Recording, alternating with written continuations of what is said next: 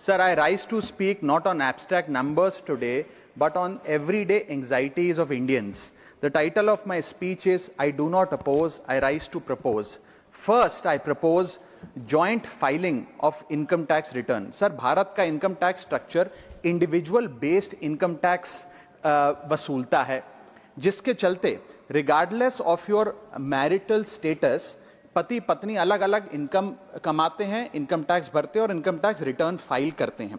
उनकी इनकम को क्लब नहीं किया जाता, एग्रीगेट नहीं किया जाता। इस वजह से डुअल इनकम कपल्स, जिसमें पति पत्नी दोनों पैसा कमाते हैं, इनकम कमाते हैं, उनको सेपरेटली टैक्स किया जाता है, जबकि उनके लॉन्ग टर्म इन्वेस्टमेंट्स शेयर्ड हैं, हाउस होल्ड के खर्चे शेयर्ड हैं, फाइनेंशियल रिस्पॉन्सिबिलिटी शेयर्ड है, चाइल्ड केयर कॉस्ट शेयर्ड है, तमाम लिविंग एक्सपेंसेस शेयर्ड हैं।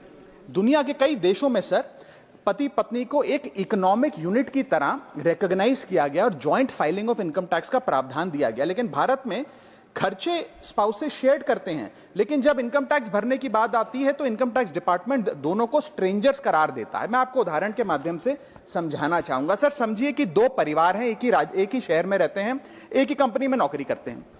एक परिवार है जो 20 लाख रुपए कमाता है साल का, दूसरा परिवार भी 20 लाख रुपए कमाता है। स्कूल की fees, rent, grocery, medical bill सब समान है, लेकिन इनकम टैक्स अलग अलग।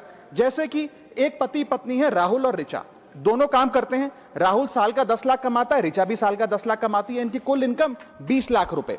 क्योंकि 12 लाख रुपए तक की रिबेट पर एसएससी इनकम टैक्स देता है, तो ना राहुल को इनकम टैक्स भरना पड़ता है क्योंकि उसकी आमदनी भी 12 लाख से कम 10 लाख है, और ना ही ऋचा को इनकम टैक्स भरना पड़ता है क्योंकि उसकी आमदनी भी 12 लाख से कम है, यानी कि हाउस होल्ड का टैक्स जीरो।